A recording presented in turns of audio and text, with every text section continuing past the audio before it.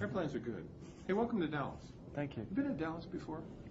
I haven't. I've only been in Texas once. So you've only seen it from the airport to here? Yeah. A little bit.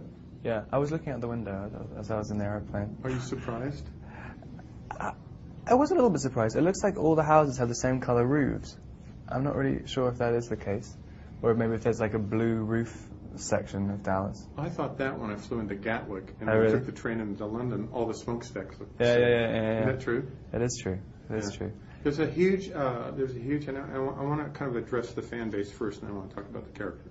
The fan base here is enormous, enormous in Texas. 3,000 kids this morning lined up early in a rainstorm, in a thunderstorm this morning. There'll be thousands there later on. It's a lot to ask of you to handle, but you seem to handle it okay? Yeah, I mean, I think it's because I can't really claim anything. It's just people who are fans of the books.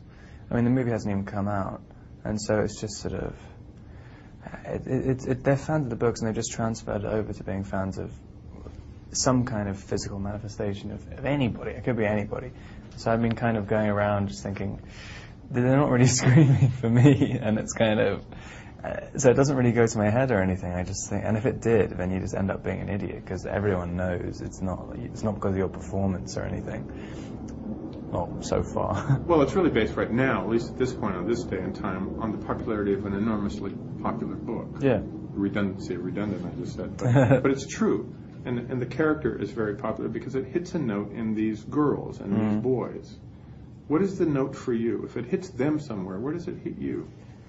I don't know about the character, but I mean, I think the book itself, just the way Stephanie wrote it, it's kind of, I mean, when I was reading, I mean, it's obviously skewed towards a female audience, so I was initially a little bit hesitant about going into it, but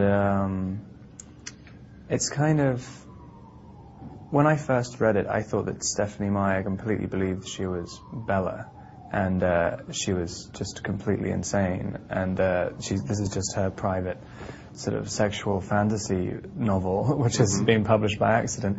And because I mean, some of the specific mannerisms and things in Edward's character are so ridiculously specific that it has to be someone's personal preference. But they are specific. Yeah, like so many. I can't even think of an example now, but I mean, so many things. Anyone who's read the book, there's some things which are not general perfect man, gentlemanly things to do. They're just odd little things she does. They're random. Yeah, like rubbing. Yeah, the thing rubbing his nose. Like there's this whole big deal saying how he rubbed his nose was so amazing, and so I was thinking, it gets to the point of being uncomfortable. You think you're reading someone's private diary, and I think that's why. I mean, people can get very passionate about it because it's so personal. I think that's why the book's done so well anyway. Well, some things are popular, but they're not necessarily good. And then some things are immensely popular, and they are good. And Stephanie Meyer's writing is very, very good writing. And it's unique as well. I think it's very unique. Especially, I mean, I think also the fact that it's been put into the young adult section in bookstores and stuff. I mean, I was talking to her about, she said, I never intended to write a young adult novel at all, or a series. It's just what it is. And so it doesn't really come across as young adult writing. I mean, obviously when you're kind of writing about where to sit in the cafeteria and stuff, it's obviously, some people will read it and think, oh, that's... Well, I'm a middle-aged man and I read it. Yeah. You know, it's a good book. I figured this is good writing. Yeah, I know. I didn't really read it because I knew you were coming. I read it a long time ago. Yeah. And it's gripping as well. I mean, and the action elements come out of nowhere. And I also wanted the second book as well. I don't know if you read the second book, but I thought the second book was really moving, and I was really shocked. I mean, I was only reading it to get the part, and I was actually I was really sad at the end. For a majority of the second book, I was kind of astonished by. Have you already started shooting the second one, or is this all? We'll wait and see what happens. But are you signed to do all of them? I'm signed to do the first 3. Okay.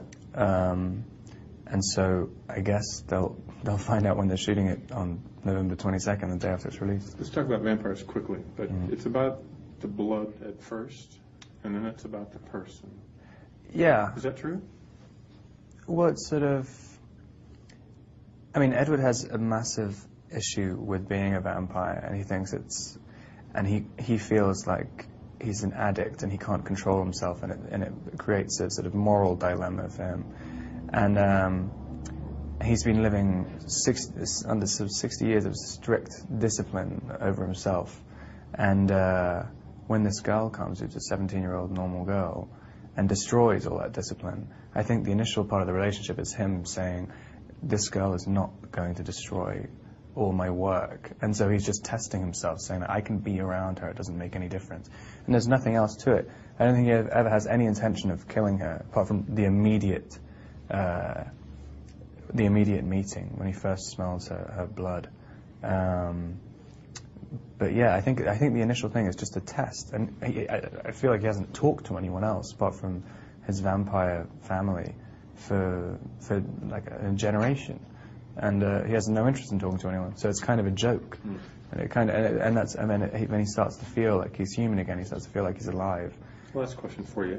Growing up, did you have any idea that you would be doing this? Did you have any clue? None. I know you had a little performance in you, but did you know? None at all. I never was in plays when I was a kid. I never did, like, and doing music as well. I still haven't ever sung in front of my family, ever.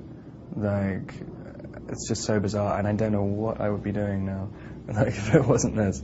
I'd just have gone to university like all of everyone I went to school with. You'd end up playing football at the University of Texas. Yeah, right. You'd be a Longhorn. I did very much doubt that.